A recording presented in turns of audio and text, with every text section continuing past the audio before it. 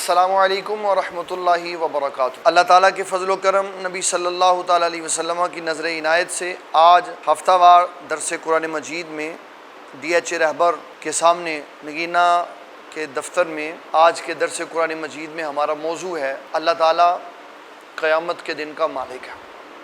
اللہ تعالیٰ قیامت کے دن کے مالک ہونے کا مطلب کیا ہے؟ آج بھی تو وہ مالک ہے نا، پچھلے زمانوں میں بھی وہ مالک تھا، جب انسان نہیں تھے تو بھی وہ مالک تھا۔ تو قیامت کے دن کے مالک ہونے کا مطلب کیا ہوگا؟ سب سے پہلے تو بات یہ جاننے والی، قیامت کے دن کے مالک ہونے کا معنی یہ ہے کہ آج بھی اگرچہ وہ حقیقی مالک وہی ہے، لیکن اس نے لوگوں کو اپنی مرضی کا اختیار دیا ہوا ہے۔ جو بندہ مومن ہے، کافر ہے، دنیا کے کسی مذہب سے تعلق رکھنے والا ہے، وہ جو چاہے وہ کر سکتا، یہاں تک کہ اس کے پاس اختیار ہے وہ رب کو مانے یا نہ مانے، وہ کسی نبی اور رسول کو مانے یا نہ مانے، جس کا چاہے انکار کر دے عقل کی بنیاد پہ، جس کا چاہے اقرار کر دے، سارا کلی اختیار اس کو۔ مالک یوم الدین کا معنی یہ ہے کہ وہ قیامت کے دن کا مالک ہے۔ اس دن رب کی مرضی کے خلاف کسی کی مرضی نہیں، رب کی اجازت کے بغیر بھی کسی کی مرضی نہیں، اور تمام ادیان باطلہ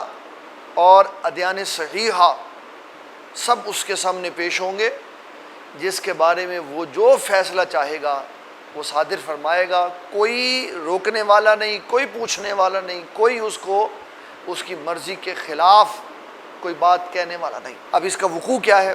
حضور پاک صلی اللہ علیہ وسلم نے فرمایا قیامت والے دن کا جو آغاز ہے وہ کیسے؟ فرمایا حضرت سیدنا اسرافیل علیہ السلام کو حکم ہوگا کہ سور پھونک دیں۔ اس سور پھونک دینے سے دنیا میں جتنے کافر انسان ہوں گے سب مر جائیں گے، جتنی مخلوقات ہوں گی سب ختم ہو جائیں گی، سب فرشتے ختم ہو جائیں گے، زمین آسمان ہر شے ختم ہو جائے گی، حتیٰ کہ وہ فرشتے جو سور پھونکنے والے ہیں وہ بھی ختم ہو جائیں گے، بالکل ڈیمالش ہو جائے گا سب۔ کتنا عرصہ رہے گا کا کوئی نہیں پتہ۔ اس عرصے میں جس میں ساری کائنات ختم ہو چکی ہوگی، اللہ تعالیٰ ندا بلند کرے گا، لمن الملک اليوم، آج کس کی بادشاہت ہے؟ بڑے بڑے بادشاہ دنیا میں گزرے جن کو بڑے دعوے تھے، فرمایا آج کس کی بادشاہ؟ کوئی نہیں بولے۔ پھر خود ہی رب کائنات جل جلالہ ارشاد فرمائے گا للہ الواحد القہار، آج واحد قہار کی بادشاہت۔ پھر اللہ تعالیٰ حضرت سیدنا اسرافیل علیہ السلام کو دوبارہ زندہ کرے گا اور انہیں فرمائے گا کہ اب سور پھونکو دوبارہ۔ پھر حضرت اسرافیل علیہ السلام دوبارہ سور پھونکیں گے۔ تو سب سے پہلے مالک یوم الدین، قیامت کے دن کا جو مالک ہے، وہ قبروں سے جب نکلنے کا حکم دے گا تو سب سے پہلے حضور پاک صلی اللہ علیہ وسلم قبر سے باہر تشریف لائیں گے۔ آپ صلی اللہ علیہ وسلم کے باہر آنے کا جو منظرنامہ حدیث میں بیان ہوا نا، وہ اس طرح کا ہے۔ فرمایا سب سے پہلے حضور پاک تشریف لائیں گے، دائیں ہاتھ، آپ کے دائیں ہاتھ میں حضرت ابو بکر صدیق کا ہاتھ ہوگا اور آپ کے بائیں ہاتھ میں حضرت سیدنا عمر بن خطاب کا ہاتھ ہوگا۔ اس کیفیت میں ہوا۔ پھر اس کے بعد انبیاء کرام آئیں گے، پھر اس کے بعد بقی والے آئیں گے، پھر جنت المعلا والے آئیں گے، اور پھر جو جس طرح کا ایمان والا ہوگا اس طرح دنیا سے وہ نکلتا ہوا اپنی قبر سے باہر۔ اور یہ میدان حشر جو ہے شام کی زرزمین پر منعقد ہوگا۔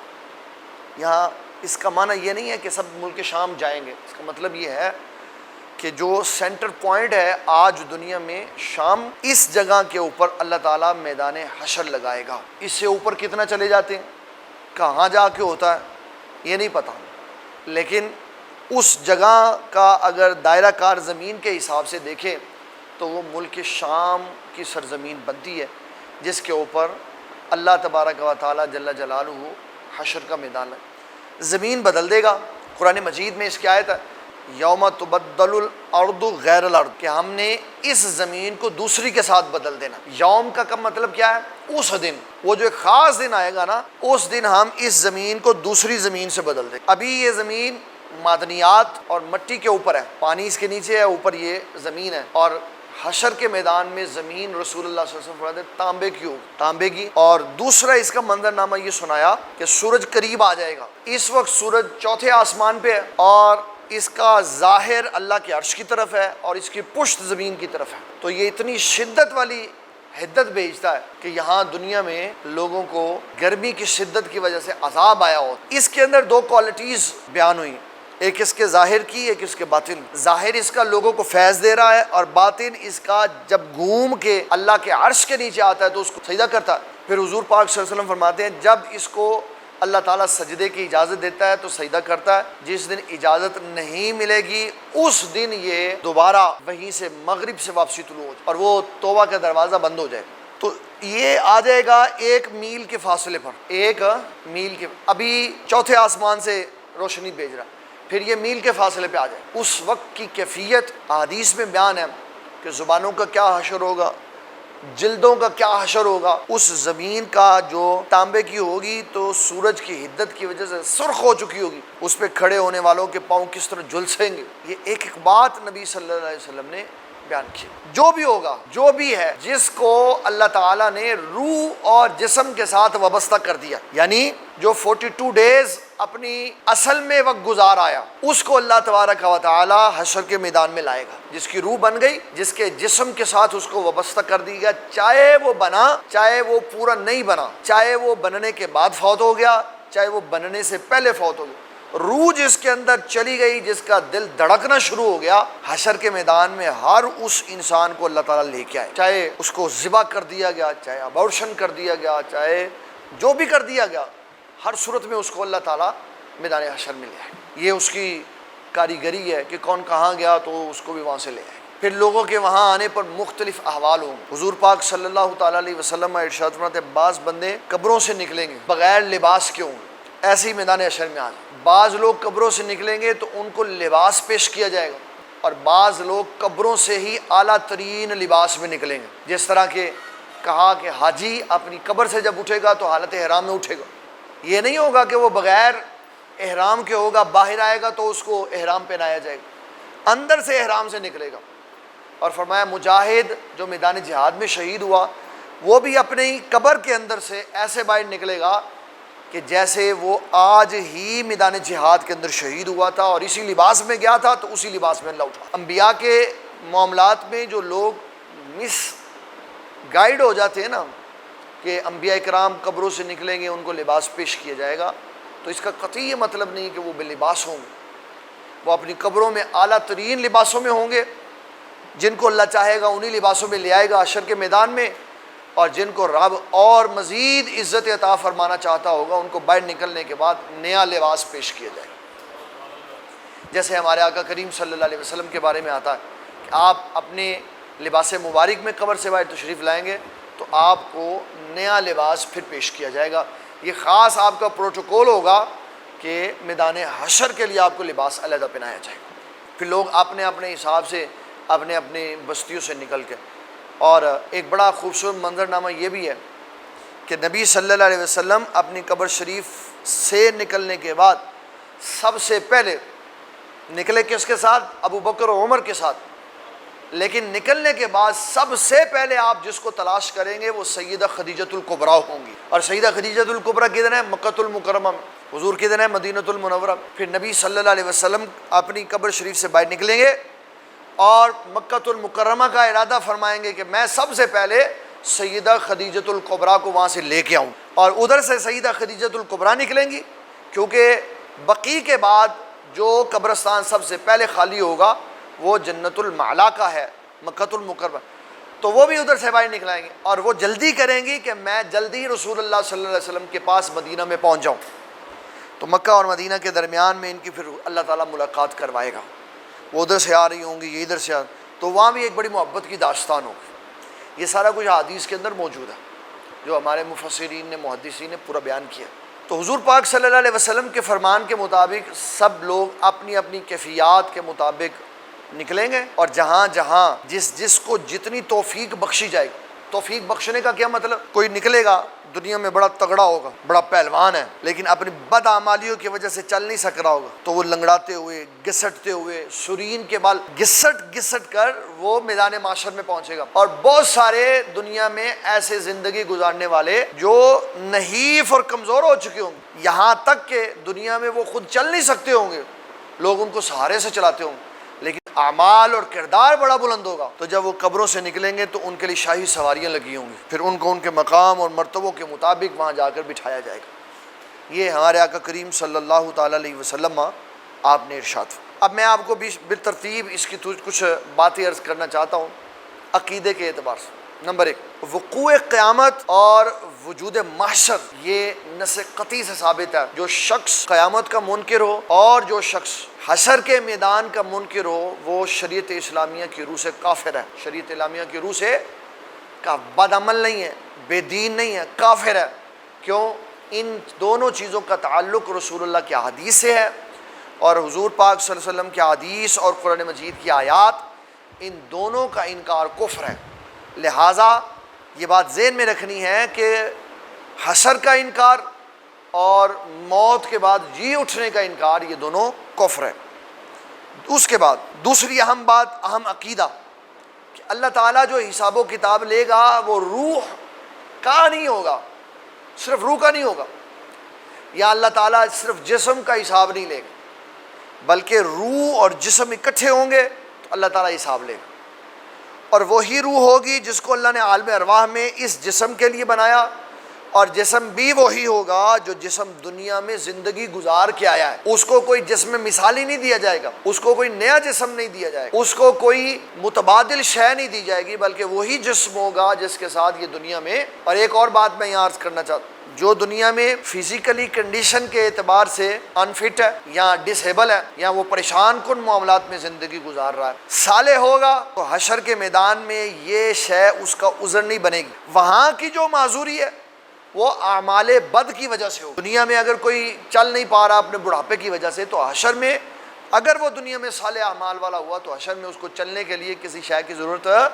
کسی سہارے کی ضرورت نہیں۔ بوڑھا اتنا ہی ہوگا، کمزور اتنا ہی ہوگا، کمزور اور بڑھاپا عمر اتنی ہوگی، لیکن اس کو چلنے میں کوئی دقت پیش، یا چلنے کے لیے بسا اوقات 80 سال کا 90 سال کا بوڑھا آدمی سہارے کا متلاشی ہوتا ہے، وہ لاٹھی کا متلاشی ہوتا ہے، 80 سال کا ہی ہوگا لیکن صالح ہوگا تو اس کو 80 سال کی عمر میں بھی کمر اس کی جھکی ہوگی، چلنے میں اس کو کوئی دقت نہیں آئے گی، وہ اپنی قبر سے چل کر اپنی جگہ پہ جائے۔ اور اگر اللہ نے اس کے لیے پروٹوکول لگایا ہوا تو پھر اس کے لیے اس کی زندگی کے صالح اعمال کے مطابق تخت آ جائے گا، سواری آ جائے گی، جو بھی اللہ نے اس کو پروٹوکول دینا ہے وہ اس کے ساتھ پھر اس کے مقام پہ پہنچا دے۔ یہ بات ذہن میں رکھنے والی۔ نمبر 3، اللہ تبارک و تعالیٰ قادر مطلق ہے منتشر اعضاء کو اکٹھا کرنے پر۔ اگر کوئی شخص مرنے کے بعد قبر کے اندر چلا گیا اور اس کو قبر کے کیڑے مکوڑے کھا گئے، یا قبر میسر نہ آئی، دریا میں مچھلیاں کھا گئیں، فضا میں اس کو جانور کھا گئے، جس طرح اس دنیا میں مجوس اپنے مردوں کو کاٹ دیتے ہیں اور ان کے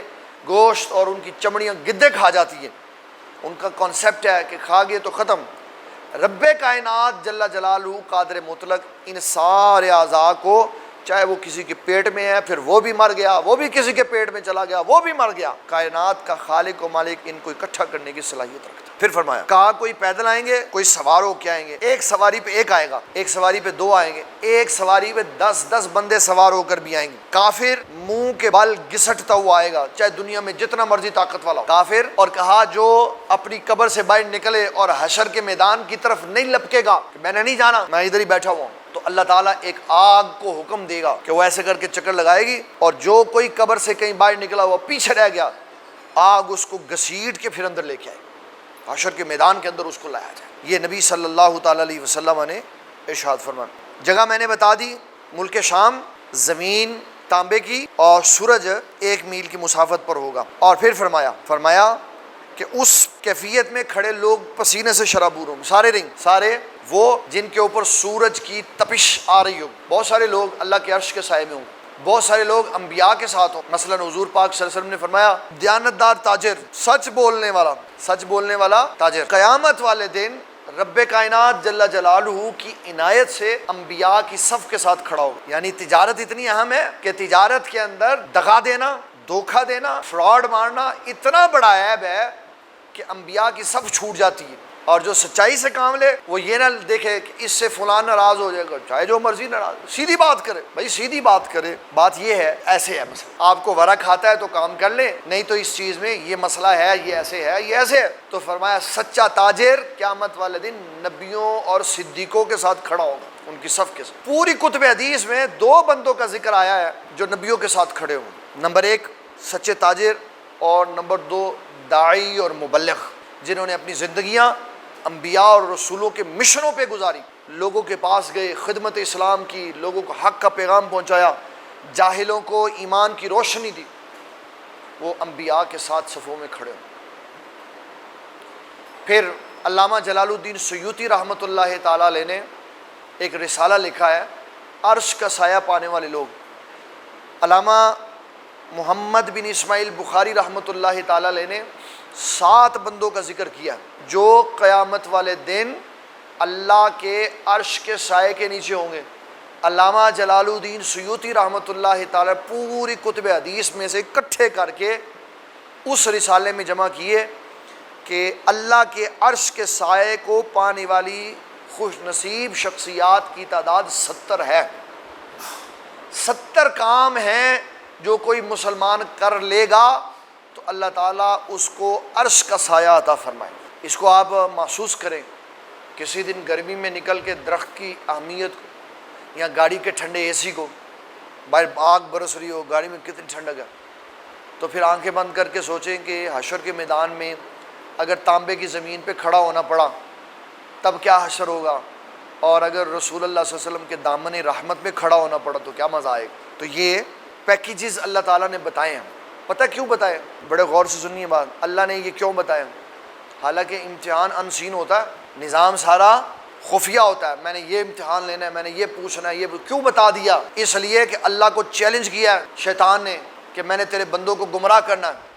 انہوں نے کہا جا جو جی تیرا دل کرتا ہے گمراہ کر لے، میں ان کو صراط مستقیم کی راہ بتا دوں گا، میں ان کو جنت کی راہ بتا دوں گا، میں ان کو کامیابی کی راہ بتا دوں گا، میں ساری باتیں بتا دوں گا، پھر جو تیرے ساتھ چلے گا تجھے اور اس کو جہنم کی آگ میں پھینک دوں۔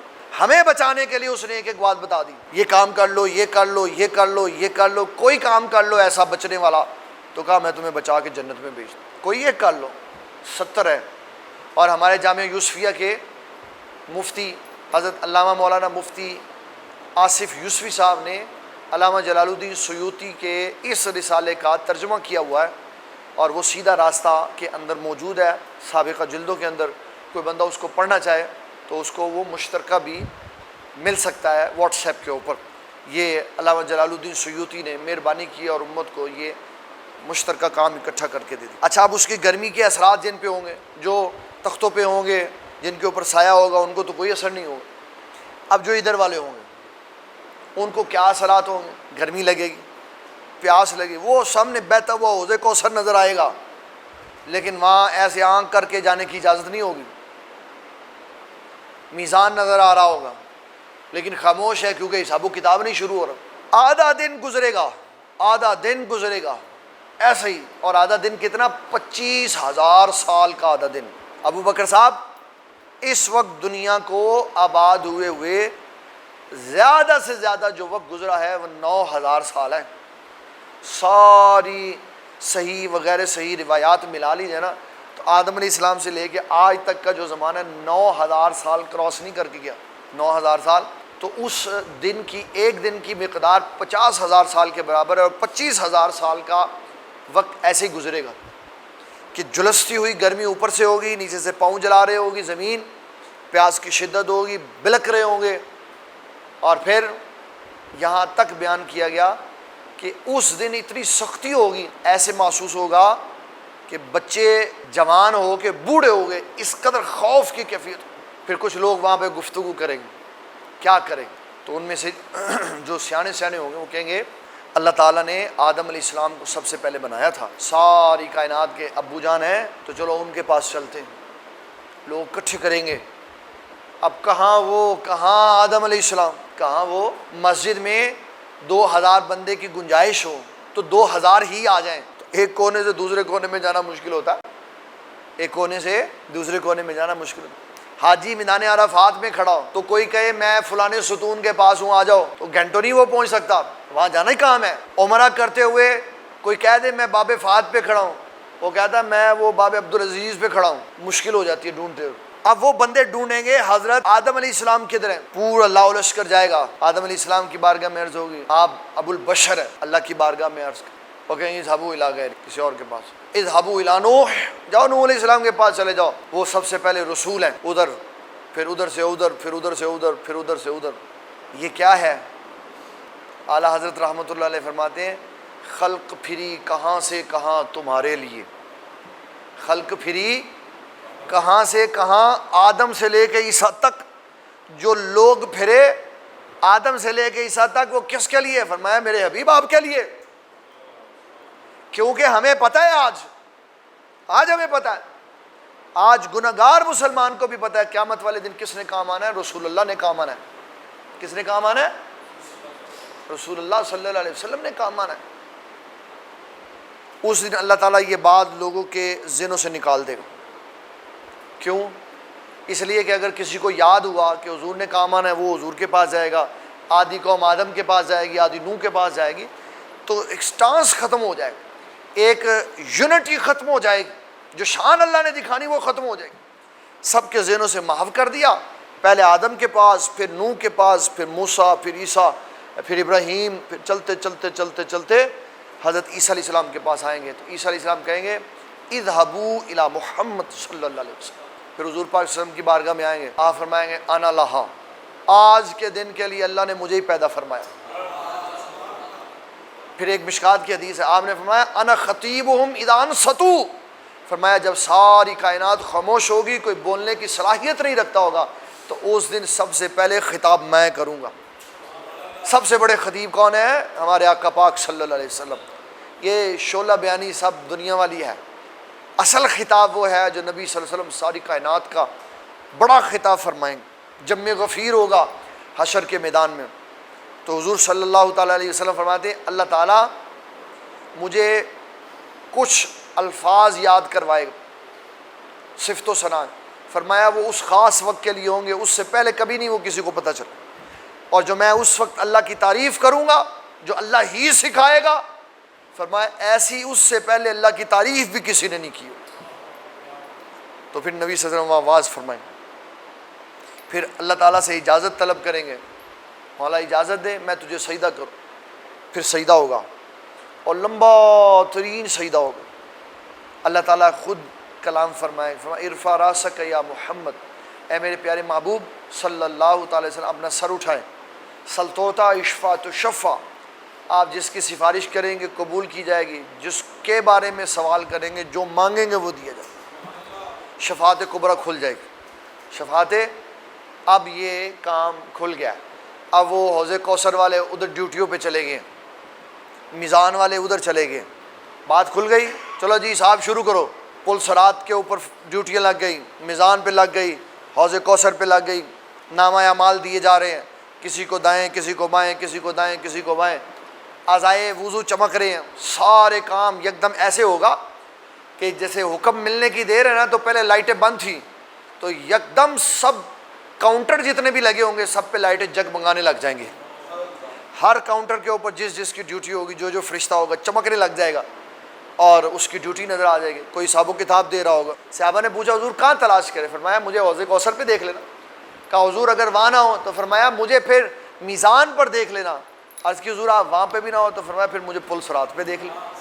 کہا حضور اگر آپ وہاں پہ بھی نہ ہو؟ فرمایا نہیں میں انہی 3 جگہوں پہ ہوں گا، اور ایٹ اے ٹائم بیک وقت یہاں پہ یہاں پہ یہاں پہ ہوں گے، جس کی حاجت ادھر ہے ادھر پوری کریں گے، جس کی حاجت ادھر ہے ادھر پوری کریں گے، اور جس کے نامہ اعمال اونچے کرنے ہیں اس کی حاجت ادھر پوری کریں گے۔ فَسَوْفَ يُحَاسَبُ حِسَابًا يَسِيرًا، فرمایا اللہ تعالیٰ بڑا آسان حساب لے گا۔ مومنوں اور کافروں کا فرق سمجھا دیا، فرمایا کافروں کے لیے وہ دن 50,000 سال کی مقدار کے برابر ہوگا، اور ایمان والوں کے لیے وہ دن ایسے ہوگا جیسے کوئی بندہ مومن 2 رکعات نماز نفل پڑھتا ہے۔ اللہ ختم ہو سکتا ہے 2 رکعت نماز نفل کے برابر، اس کی شان ہے، اس کی شان ہے، جس کے لیے وقت چاہے لمبا کر دے، جس کے لیے چاہے چھوڑ، لیکن اس کڑے ترین دن کے لیے ہو بڑی سخت آزمائش والا دن، وہاں اگر نیکیاں کام ہوئی تو ابا جی نے کچھ نہیں دینا، امی نے بھی کوئی نیکی نہیں دینی، یہ نص قطعی ہے۔ یوم یفر المرء من اخیہ، بندے سے اس کا بھائی بھاگ جائے گا، وامہ وابی، اور یہ خود اپنے ماں باپ سے بھاگ جائے گا، وصاحبتہ وبنی، بچوں سے بھی بھاگ جائے گا اور بیوی سے بھی بھاگ جائے گا، کہے گا آج میں کسی طرح بچ جاؤں، آج میں بچ جاؤں کسی طرح۔ لہذا اس پرفتن اور خطرناک دور کے اندر اپنے آپ کو بچانے کے لیے آج رب کی بات مان۔ اس لیے اللہ فرما رہا ہے مالک یوم الدین، میں قیامت کے دن کا مالک ہوں، اس کی مرضی کے بغیر، اس کی منشا کے بغیر کوئی کسی کے لیے کچھ۔ ہمارے استاد کریم قبلہ حافظ عبدالستار سعیدی زیدہ شرفو فرمایا کرتے تھے، سفارش کافر کرے گا کافر کے لیے تو رد ہے، کافر کرے گا مومن کے لیے تو رد ہے، مومن کرے گا کافر کے لیے تو رد ہے۔ صرف سفارش کا ایک ہی پہلو کھلا ہوا کہ مومن کے لیے کرے گا، صالح گناہگار کے لیے کرے گا تو اللہ سفارش قبول فرمائے گا، باقی ساری سفارشیں رد ہو جائیں۔ مومن ہونا ضروری ہے، مومن ہونا، مومن نہیں ہوگا اس کے کوئی کام نہیں، کوئی نیکی آنے والی، ردی کے ٹوکرے ہو جائیں گے سب۔ اور بعض مومن بڑے بڑے پہاڑوں کے برابر نیکیاں لے کے آئیں گے، جب ان کو میزان میں رکھا جائے گا تو رسول اللہ فرماتے ہیں ایک نیکی بنے گی، ڈالروں کی بوری بھر کے اس کو بینک کیشیئر کو دیا کہ اس کو گنو، تو کتنا بڑا دھچکا لگے گا، وہ کہے گا جناب $1 ہے، میں تو بوری لے کے آیا تھا، ابھی کدھر گئے؟ کہنے جناب ایک ہے، باقی تو سب جعلی ہیں، باقی تو سب جعلی ہیں، $1 اصلی ہے، اس کو میں آپ میرے سے پیسے لے لیں اس کے۔ تو کیا بنے گا مومن کے ساتھ؟ جب اعمال نامے میں اس کی نیکیاں تلیں گی، بڑے بڑے پہاڑوں کی مثل نیکیاں لے کے آئے گا، تو رسول اللہ فرماتے ہیں فرشتے کہیں گے ایک نیکی ہے۔ کتنی نیکیاں؟ ایک، رائی کے دانے کے برابر ایک نیکی۔ کہ حضور ایسا کیوں ہوگا؟ فرمایا یہ وہ سارا پہاڑ نیکیوں کا ہے جو اس نے لوگوں کے لیے کیا، اللہ کے لیے کوئی نیکی نہیں۔ اس نہج پہ کھڑے ہو کے خیال کرنا ہے کہ عبادت، تقوی، اخلاص، للہیت، لوگوں کے ساتھ خیر خواہی کس کے لیے ہے؟ اللہ کے، اپنے لیے نہیں، تعلق جوڑنے کے لیے نہیں، مفادات کے لیے نہیں، کام نکلوانے کے لیے نہیں، کس کے لیے؟ اللہ کے۔ اور اللہ کے لیے کیا ہوا کام رسول اللہ صلی اللہ علیہ وسلم فرماتے ہیں اگر کوئی رائی کا دانہ بھی لے کے آئے گا کہ یا اللہ یہ کام تیرے لیے کیا، تو وہ اس کی بخشش کا سبب بن جائے۔ لہٰذا ہم مالک یوم الدین کے اس پورے منظر نامے کے خلاصے کو سن کر یہ سمجھیں وہاں کامیابی اس کی ہے جس کا یہاں تعلق اس سے جڑا ہوا، اس کے حبیب سے جڑا ہوا، اخلاص، نیت، للہیت اللہ کے ساتھ، وہ دنیا اور آخرت میں کامیاب ہوگا۔ اللہ تعالیٰ کی بارگاہ میں دعا ہے اللہ تعالیٰ ہمیں دین اسلام کا فہم عطا فرمائے اور اپنی آخرت کو سنوارنے کے لیے کوشش کرنے کی توفیق عطا